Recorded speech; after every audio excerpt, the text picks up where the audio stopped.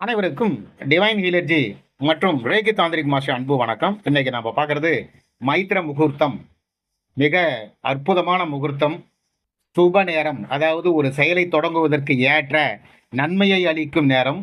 இது ஜோதிடத்தில் முகூர்த்த கணிப்பு அடிப்படையில் தீர்மானிக்கப்படுகிறது. இந்த மாத மைத்திர முகூர்த்தமானது முதன்மை மைத்திர முகூர்த்தமானது செப்டம்பர் மாதம் 27ஆம் தேதி சனிக்கிழமை, புரட்டாசி 11 காலையில் 9:42க்கு ஆரம்பித்து 11:56 முடியுது. இது 27ஆம் தேதி முதன்மை மைத்திர முகூர்த்தம் அது அப்படின்னு பேர். மத்தியம மைத்திர முகூர்த்தம் அப்படின்னு சொல்லிட்டு ஒன்று இருக்குது. இது செப்டம்பர் 10ஆம் தேதி ஆரம்பிக்குது. அது ஒன்றும் பெருசாக இம்பார்ட்டன்ட் இல்லை, இருந்தாலும் அதையும் நிறைய பேர் கடைபிடிப்பாங்க. மைத்திர அப்படின்னு சொன்னால் நட்பு, அமைதி, அன்பு அப்படின்னு சொல்லப்படுது. மைத்திர முகூர்த்தம் என்பது நட்பும் ஒற்றுமையும் அதிகரிக்கும் சுப முகூர்த்தம். முக்கியமாக பணவரவுக்குரிய ஒரு முகூர்த்த நேரம் அது. நிறைய பேர் தாந்திரிகத்தில் வட மாநிலங்களில் சேட்டுகள், அதாவது பணப்பரிவர்த்தனை செய்யக்கூடிய சேட்டுகள் இந்த மைத்திர முகூர்த்தத்தை அவருடைய வாழ்க்கையில் நிறைய பூஜைகள் செஞ்சு தங்களுடைய பணத்தை தக்க வச்சுக்கிறாங்க. மேன்மேலும் ஆகர்ஷணம் பண்ணி பணத்தை அதிகப்படுத்திக்கிறாங்க.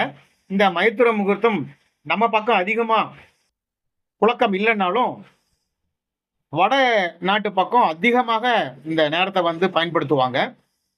இந்த நேரம் தொடங்கும் எந்த செயலும் நல்ல உறவுகள் வளர்க்கும், விரோதங்களை அகற்றும், குடும்ப நலன்களை அதிகரிக்கும், பணப்புழக்கங்களை அதிகரிக்கும்.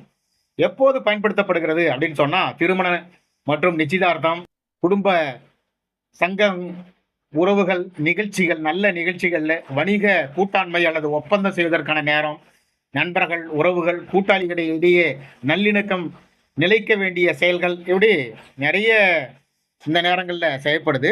முக்கியமாக பண ஆகர்ஷணத்துக்கு இந்த நேரத்தை பயன்படுத்துகிறாங்க. இந்த முகூர்த்தங்கள் மொத்தம் ஒரு நாளைக்கு 30 முகூர்த்தங்கள் வருது.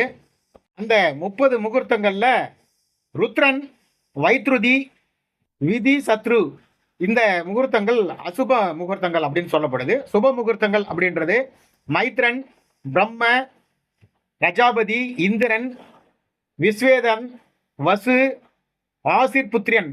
இந்த சுப முகூர்த்தங்கள் நல்ல முகூர்த்தங்கள் அப்படின்னு சொல்லப்படுது. இதில் மைத்திர முகூர்த்தம் அப்படின்றது மிக மிக விசேஷமானது.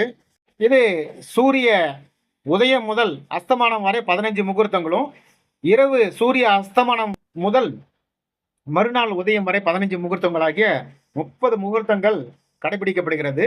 ஒவ்வொரு முகூர்த்தத்துக்கும் 48 நிமிடங்களை கணக்கில் எடுத்துக்குவாங்க. இந்த மைத்திர முகூர்த்தமானது அஸ்வினி நட்சத்திர நாட்களில் மேச லக்ன நேரம் அல்லது அனுச நட்சத்திர நாட்களில் விருச்சிக லக்ன நேரம் ஆகிய நேரங்களில் இருக்கும் முகூர்த்தம் என்று விளக்கப்படுகிறது ஜோதிடத்தில். பெரும்பாலும் அதிகமாக இது கடன் செலுத்த, நெருக்கத்தை மிகை நீக்க, நன்மைகளை பெருக்கிட இந்த நேரத்தை பயன்படுத்துகிறார்கள். இது முக்கியமாக கடனை திருப்பி செலுத்துவதற்குரிய நேரம் அப்படின்னு சொல்லப்படுது.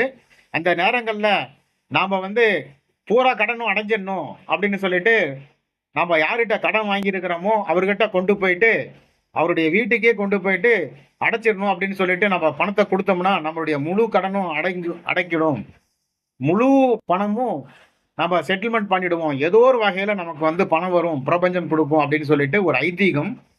இது ஜோதிடத்தில் முக்கியமாக சொல்லப்படுது. நிறைய நூற்றுக்கணக்கான பேர் அதை பயன்படுத்தி பலன் அடைஞ்சதுனால தான் இதை சொல்கிறாங்க. நிறைய பேர் இது நடக்குமா நடக்காதா, இது ஒரு சும்மா புரளி அப்படின்னு சொல்லிட்டு நினைக்கலாம். ஆனால் இந்த ப்ராசஸிங் உள்ளே போய் அதை கடைபிடிச்சவங்க பரவாயில்ல, நல்லா தான் இருக்குது, நடந்திருக்கு அப்படின்னும் போது நாம் அதை ஒத்துதானே ஆக வேண்டும். நான் நிறைய பேர் சந்தேகம், இது நடக்குமா நடக்காதா, இதனால் நமக்கு செலவில்லை, அதனால் இதை முயற்சி செய்து பார்க்கறதுனால தப்பு இல்லை. நிறைய பேர் ஆன்மீகத்தில் விதண்டாவாதம் பேசியே தங்களுடைய வாழ்க்கையை வீணாக்கிக்குவாங்க. ஆன்மீகத்தை பொறுத்த வரைக்கும் அதை விமர்சனத்துக்குரிய ஒரு தலைப்பு இல்லை ஆன்மீகம் அப்படின்றது. அது ஒரு மிகப்பெரிய ஒரு அண்டபிண்ட தத்துவத்தினுடைய அடிப்படையில் வந்தது.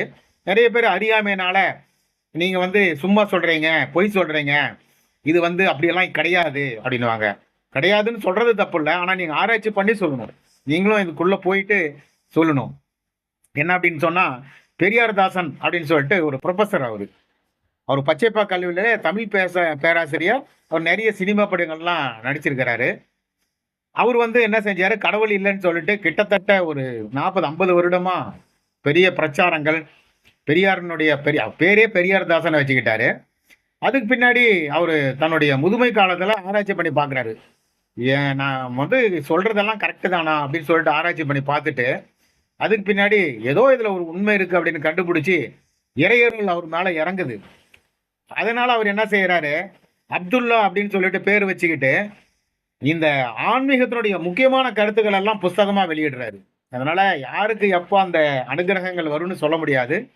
மறுக்கிறவங்களுக்கு அந்த அனுகிரகம் இல்லாத கூட இருக்கலாம். உலகத்துல ஆன்மீகத்துல இருக்கிறவங்க 100% தங்களையே ஆன்மீகத்துல அர்ப்பணிச்சுக்கிட்டவங்களும் இருக்கிறாங்க. அதிலிருந்து விலகி அதெல்லாம் ஒண்ணும் இல்ல அப்படின்னு சொல்லிட்டு வாழ்க்கை ஓட்டுறவங்களும் இருக்கிறாங்க. ஆன்மீகம் என்பது சேற்று நிலத்துல நம்ம நடந்து போகும்போது வலிக்கு விழாம இருக்கிறதுக்கான ஒரு ஊன்றுகோல், ஒரு ஒத்தாசை. அதனால நம்மளுடைய மன திருப்திய, நம்முடைய மன சாந்தி அடைகிறதுக்கு ஒரு உபகரணம், ஒரு கருவி அப்படின்னு கூட சொல்லலாம். இதனுடைய அடிப்படையில இந்த மைத்திரு முகூர்த்தம் அப்படின்றது என்ன அப்படின்னு சொன்னா, நம்ம முன்கூட்டியே அந்த பணத்த ஒரு கவர்ல எடுத்து வச்சுட்டு, அந்த கவருக்கு மேல வந்து வாசனை திரவியங்கள தடவணும். வாசனை திரவியங்கள தடவிட்டு, அந்த ரூபாய்க்கும் வாசனை திரவியங்கள தடவி, நாம வந்து மானசீகமா இந்த நேரத்துல அ வேண்டிக்கணும். இந்த ரூபாய நான் கொடுக்கிற இந்த சமயத்துல, இந்த மைத்ரு நேரத்துல எனக்கு எல்லா கடன்களும் அடையணும். பிரபஞ்சமும், எல்லா இஷ்ட தேவதைகளும், என்னுடைய குலதெய்வங்களும் எங்களுக்கு வந்து உதவி செய்யணும். எப்பயுமே கேட்டா தான் கிடைக்கும். கேட்டது கிடைக்கும், நினைத்தது நடக்கும். அப்படின்னு ஒரு பழமொழி இருக்கு. என்னன்னா, நாம வந்து எல்லாமே பிரபஞ்சம் நமக்கு குடுக்கறதுக்கு தயாரா இருக்கு, குடுத்துட்டு இருக்கு. கேட்கும்போது அதிகமா குடுக்கும். யாரோ ஒரு நபரிடம் உங்களுக்கு வந்து பணம் தேவைப்படுது. ஒரு ரூ. 1000 தேவைப்படுதுன்னு வச்சுக்கங்க.